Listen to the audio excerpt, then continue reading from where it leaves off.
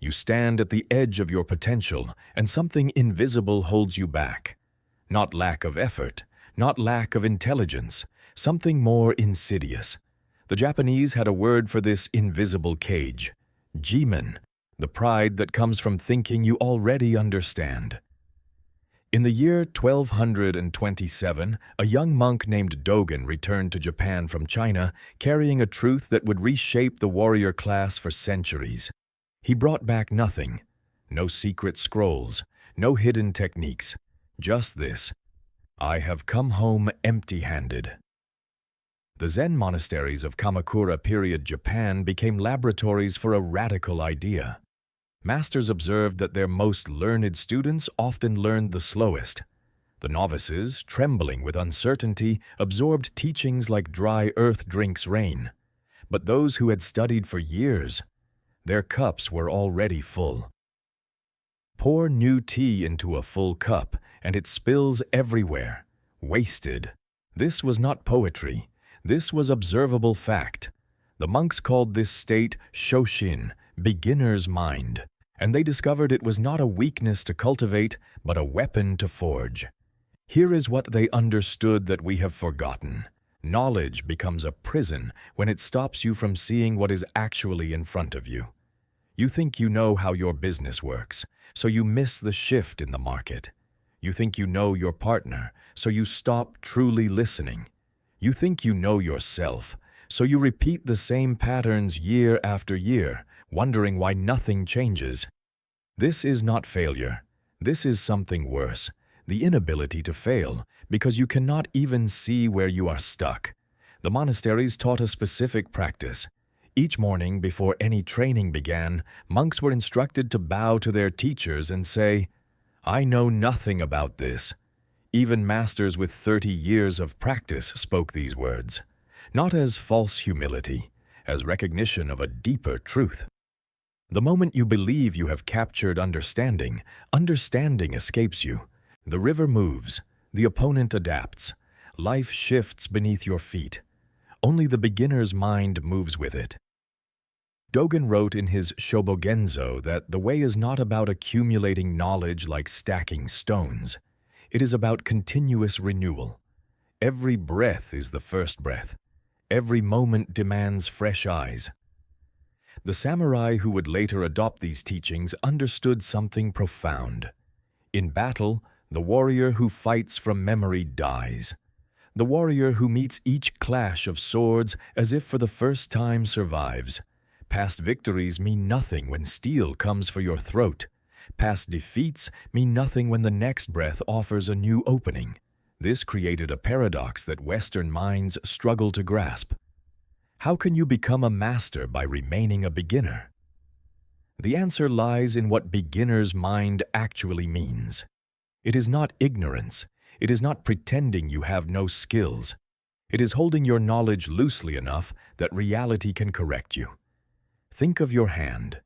Close it into a tight fist around an idea, and you cannot receive anything new. Open it, and gifts can land in your palm. Shoshin is the open hand. In the monasteries, they tested this with koans, questions designed to shatter fixed thinking. A monk asks, "What is the Buddha?" The master replies, 3 pounds of flax. This makes no logical sense. That is the point. Your rational mind, full of definitions and categories, cannot solve it. You must empty yourself. Approach it new. See it fresh. The beginner finds the answer because the beginner is not defending previous conclusions. You carry this same fullness now. Your cup overflows with assumptions about what is possible, what you are capable of, how the world works. Each assumption is a bar in your cage. Shoshin is not about adding more knowledge. It is about the courage to empty your cup daily, to bow before life and say, "Teach me again." This is where failure becomes impossible. Not because you always succeed, but because you transform every outcome into a teacher. The closed mind fails and calls it final. The beginner's mind fails and calls it data. Miyamoto Musashi walked into his final duel, carrying nothing but 2 wooden swords and a mind already dead. The year was 1645. He faced Sasaki Kojiro, a master swordsman whose blade, longer than any conventional katana, had earned the name Drying Pole for the way it seemed to hang in the air before striking. Kojiro had spent decades perfecting a single technique, the Tsubame Gaeshi, a stroke so refined it could cut a swallow mid-flight. Musashi arrived late, carved a sword from a boat oar on the journey over, and killed Kojiro with a strike the master had never seen because he could not imagine it existed. This was not luck. This was Shoshin weaponized. The samurai class understood something about survival that modern warriors have forgotten. They practiced shinigurai, contemplation of death, not as morbid obsession, but as daily erasure. Each morning, before donning armor, a samurai would sit in meditation and die completely.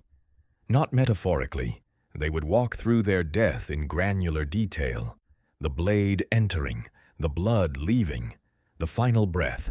Then they would rise and dress as a new person. Yesterday's warrior was gone. Today's warrior knew nothing, expected nothing, clung to nothing. This practice had a ruthlessly practical purpose. A man fighting to preserve his life fights desperately. A man already dead fights freely.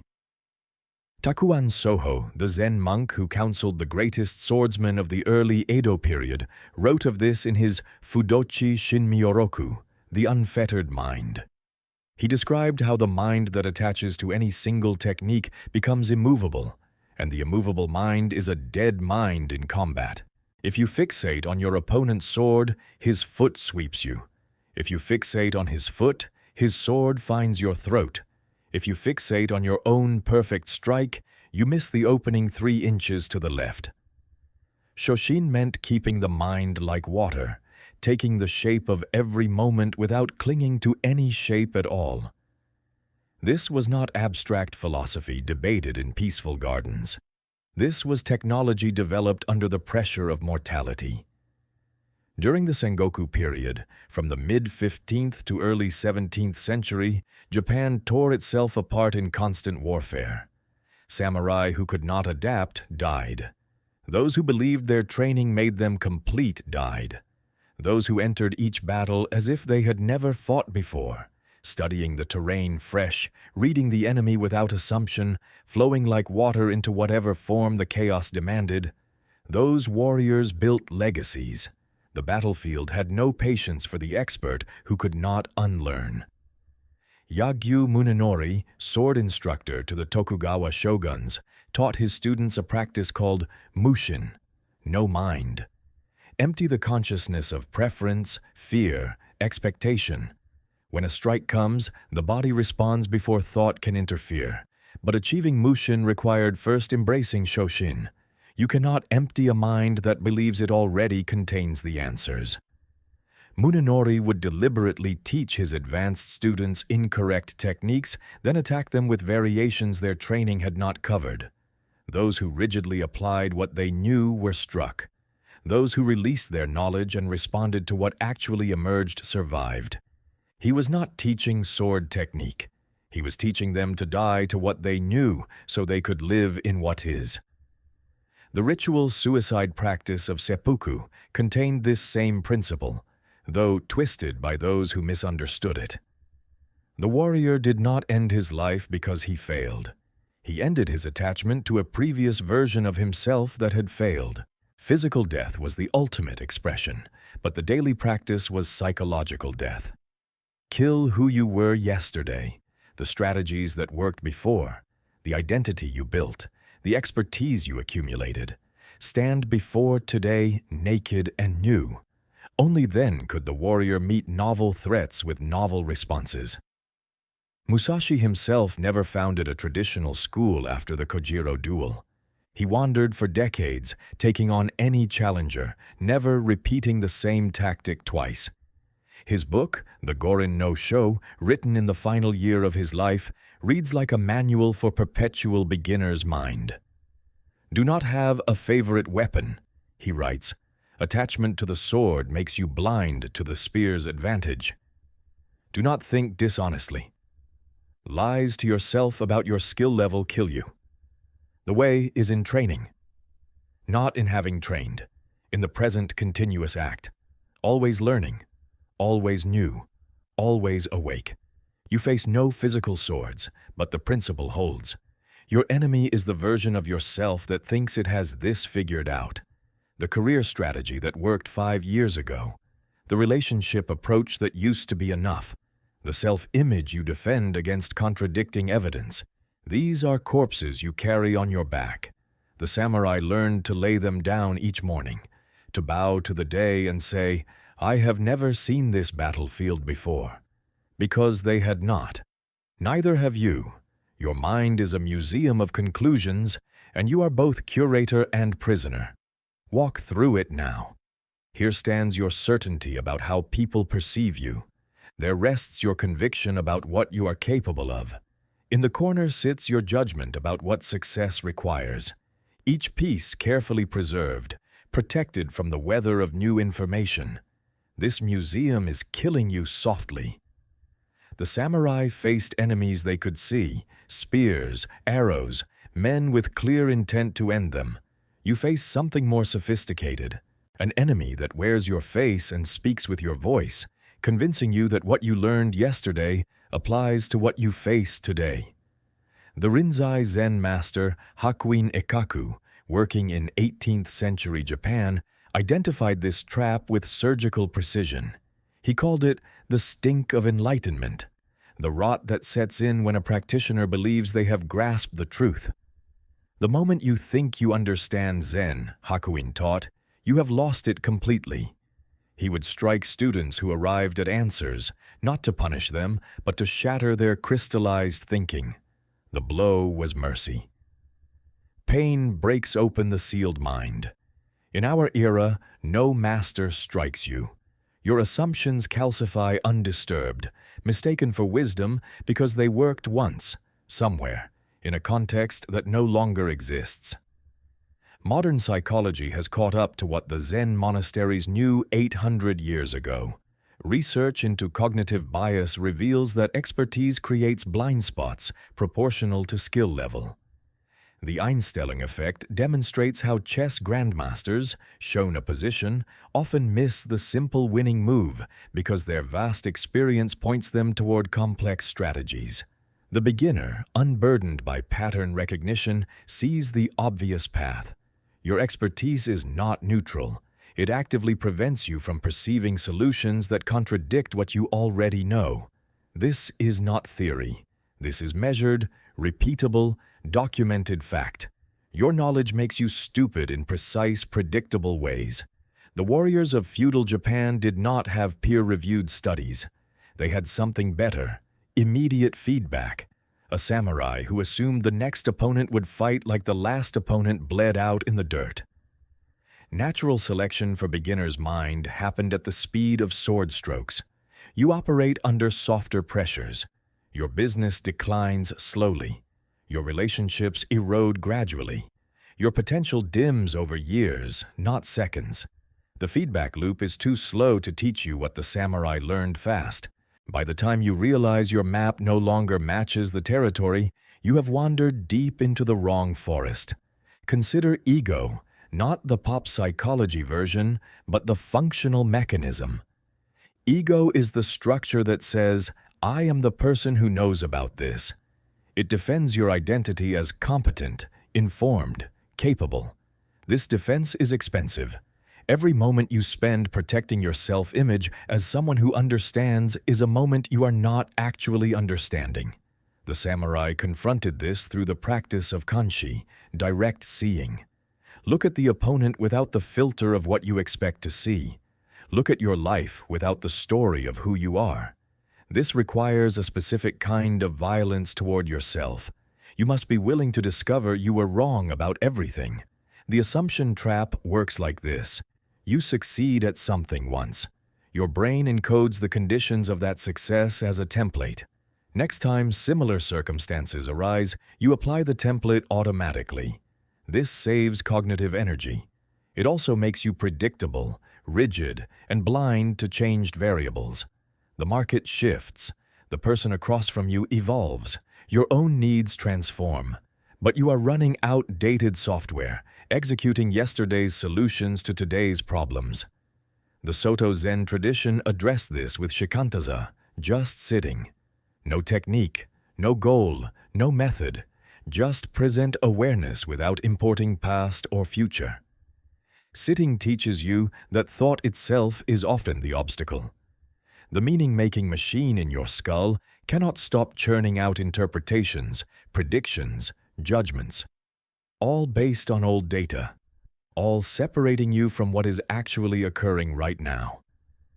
Your tyranny of expertise manifests in 1,000 small ways.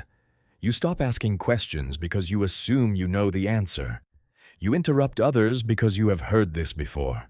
You skim instead of read because you can predict where this is going. You choose the familiar over the novel because the familiar feels like competence. Each choice is a small surrender. Each assumption is a small death of possibility. The samurai stayed alive by staying awake. You are asleep to the ways your knowledge has become your cage. The ancient enemy wore armor and carried visible weapons. Your enemy is invisible. It is the voice in your head that says, "I already know this." That voice sounds like confidence. It feels like strength. It is neither. It is fossilization. The beginner's mind is not about pretending ignorance. It is about recognizing that the present moment contains information your past cannot interpret. The warrior who says, "I have fought 1,000 battles," is already defeated if he cannot say, "But I have never fought this one." The path has gates, and you must pass through each one deliberately. Shoshin is not a feeling you wait to arrive. It is a series of practices, sharp and specific, that the Zen traditions refined over centuries. The first gate is called Fu-chi, deliberate ignorance. This is not the ignorance of the fool who never learned. This is the cultivated ignorance of the master who unlearns on purpose. In the monasteries of 13th century Japan, senior monks were required to periodically study with teachers from completely different lineages. A rinzai practitioner would sit with Soto masters. A swordsman would study tea ceremony. The goal was not to become competent in the new discipline. The goal was to shatter the crystallized patterns of the old one. When you place yourself in a position where you genuinely do not know, the neural pathways of assumption physically weaken. You remember what it feels like to be lost. This remembering is medicine. Practice this now. Choose something you consider yourself skilled at. Your profession, your craft, your domain of confidence. Now find a teacher who approaches it from a completely foreign angle. If you are an entrepreneur, study under an artist. If you think in systems, apprentice yourself to someone who thinks in stories. Not to adopt their method wholesale, but to feel your own expertise dissolve temporarily. The discomfort you experience is ego death on a manageable scale. The Zen student calls this don't know mind. The samurai called it returning to the stance of the white belt. Your competence will reconstruct itself, but the act of dismantling teaches you that competence is not permanent truth. It is temporary scaffolding. You can build it, and you can take it down. The second gate is Monsen first thinking, question before answer. Takuan Soho instructed swordsmen to meet each opponent with a question, not a strategy. What is this man showing me right now? Not, how do I execute my technique? The question creates space. The answer closes it. In Zen dialogue, masters would respond to questions with deeper questions, not because they were being difficult, but because premature answers kill inquiry. The student asks, "What is the nature of Buddha?" The master asks back, "What is the nature of your question?" This forces the student to examine the assumptions embedded in the asking itself. Your mind races toward conclusions. It craves the satisfaction of knowing. Deliberately interrupt that race. Before you solve, ask. Before you act, inquire. Before you speak, wonder. Build this practice into your daily rhythm. Each morning, identify one thing you are certain about. Then spend 5 minutes questioning that certainty, not to demolish it, but to examine its foundations. Where did this belief come from? What evidence supports it? What evidence might contradict it that you have been ignoring? The Rinzai tradition used koan study for this exact purpose. What is the sound of one hand clapping? The question has no logical answer. That is its power. It forces your mind to exhaust its catalog of responses until it surrenders into genuine not knowing. Your daily questions do not need to be cosmic. Question why you run your business that way. Question why you communicate with your partner like this. Question why you are pursuing the goal you claim to want. The answers matter less than the act of questioning. The act itself is the gate. The third gate is Mainichi Shinsei, daily rebirth. The samurai ritual of mental death each morning was not ceremony. It was neurological reset. Modern research into neuroplasticity reveals that the brain physically restructures based on what you practice. Practice assuming you know, and those neural pathways strengthen. Practice releasing what you know, and different pathways grow. Yagyu Munenori taught his students to end each training day by bowing and saying, "Today I learned nothing I can keep." Not false humility, an actual cognitive practice. You worked hard. You discovered something. Now release your grip on it.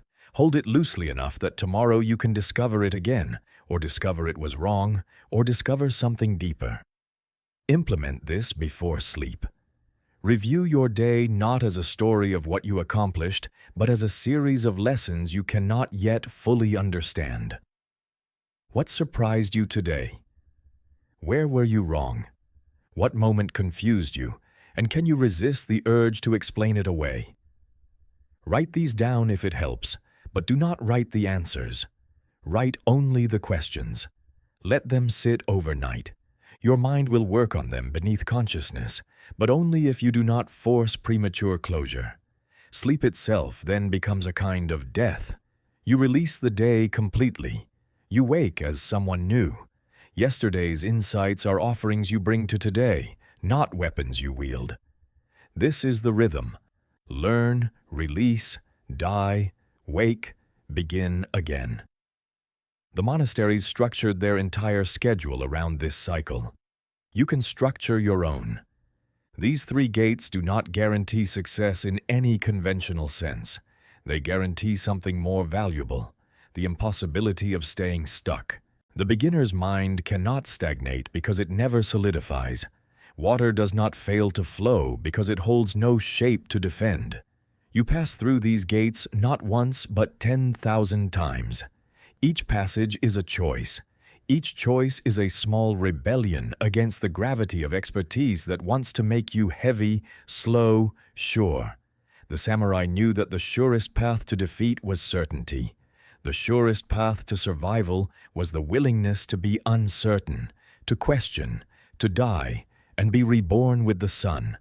This is not philosophy. This is technology. Use it. The dojo is closed. The monastery is a museum. Your battlefield is the fluorescent lit office, the argument in your kitchen, the mirror you avoid each morning. This is where Shoshin either lives or dies, not in the romantic past of samurai and sword strokes, but in the unglamorous present of your actual life. The question is not whether you understand beginner's mind. The question is whether you will use it when your ego is screaming, when the pressure is crushing, when every instinct demands you defend what you think you know. Start with your work, whatever that work is. You have a method. It has produced results. Those results have calcified into identity. I am someone who does it this way. Every person in every field carries this anchor. The software engineer who codes in a particular paradigm, the manager who runs meetings a certain way, the artist who has found their style. This is not wrong until it becomes a cage. Apply Shoshin here by building in structured naivety. Once each month, approach your primary work as if you have never done it before. Actually ask yourself, if I were encountering this problem fresh, With no investment in my current method, what would I try? The answers will feel dangerous. They will threaten your competence. Try one anyway. Not recklessly. The samurai were not careless, but experimentally. Musashi tested new grips, new stances, new timings constantly. Most failed. The failures taught him the boundaries. The occasional success revolutionized his approach. Your work is the same. The method that brought you here will not take you further. You already know this. Shoshin is the courage to act on it. Relationships demand this practice even more. You think you know your partner, your friend, your child. You have patterns. They say something. You know what it means. They act a certain way. You know why. This knowing is a slow murder of intimacy. The person across from you is changing constantly. Cells replacing, thoughts evolving, experiences reshaping them. But you relate to the version you have catalogued. Apply Monsen first thinking here with ruthless consistency. When they speak, ask a question before you respond. Not a rhetorical question. A real one. What do you mean by that? How does that feel to you? What am I missing? Your mind will resist. It wants to shortcut to the answer, to fix, to advise, to confirm its prediction. Interrupt that automation. The Zen practice of Shoshin in dialogue means meeting each conversation as the first conversation. You have never heard this sentence before from this person in this exact moment. Because you have not. The version of them speaking now is new. The version of you listening is new. Recognize this and watch dead relationships resurrect. Self-mastery is the sharpest edge. You have an image of yourself, your strengths, your weaknesses, your patterns, your limits. This image is a coffin. You built it from past evidence, and now you live inside it, mistaking its dimensions for truth. The warrior's daily death practice applies here with brutal efficiency. Each morning before you construct the day's identity, sit with this question. What if everything I believe about myself is outdated? Not as an affirmation, as a genuine inquiry. What if your supposed weakness is actually atrophied strength? What if your strength has become a crutch that prevents growth in another direction? What if the story you tell about your past is keeping you locked in a future you no longer want? The beginner's mind toward yourself means you do not know who you are. You are discovering it, moment by moment. This is not uncertainty. This is aliveness. The razor's edge means you can cut yourself. Shoshin without discernment becomes chaos. The beginner who ignores all previous learning wanders in circles. The key is holding paradox, honoring what you have learned while releasing your grip on it. Think of it as the difference between a closed fist and an open hand. The closed fist holds knowledge tightly, refuses to let go, strikes with the same patterns. The open hand carries knowledge lightly, releases when needed, adapts to what the moment requires. Your accumulated experience is not the enemy. Your attachment to it as final truth is the enemy. Musashi spent decades mastering technique precisely so he could abandon technique in the moment of need. The foundation must be built. Then it must be transcended. Watch for the signs that you have lost beginner's mind. When you stop asking questions. When you interrupt because you have heard this before. When you defend your position before examining it. When you feel bored, assuming nothing new can emerge. When you blame external circumstances rather than questioning your approach. These are symptoms of the closed mind. Catch them early. The monastery bell rang throughout the day to snap monks out of automated thinking. You need your own bells. Set reminders. Create triggers. Ask someone you trust to point out when you are operating from assumption rather than awareness. The samurai traveled with a second to perform kaishaku, to complete the ritual death if they faltered. You need people who will tell you when you are clinging to dead ideas. This path does not end. There is no arrival. Shoshin is not a destination where you finally achieve permanent beginner's mind. It is a practice you choose again and again against the gravity of habit and ego. Some days you will choose it clearly. Some days you will forget and operate from the museum of old conclusions. Both are part of the way. The difference is whether you notice. The samurai did not expect perfection. They expected awareness, adjustment, return. You fail at Shoshin by refusing to begin again. You succeed at Shoshin by beginning again after you notice you stopped. The razor's edge is not a place you balance forever. It is a place you return to every morning, every moment, every breath. Walk it now. The path is under your feet. You have never walked it before.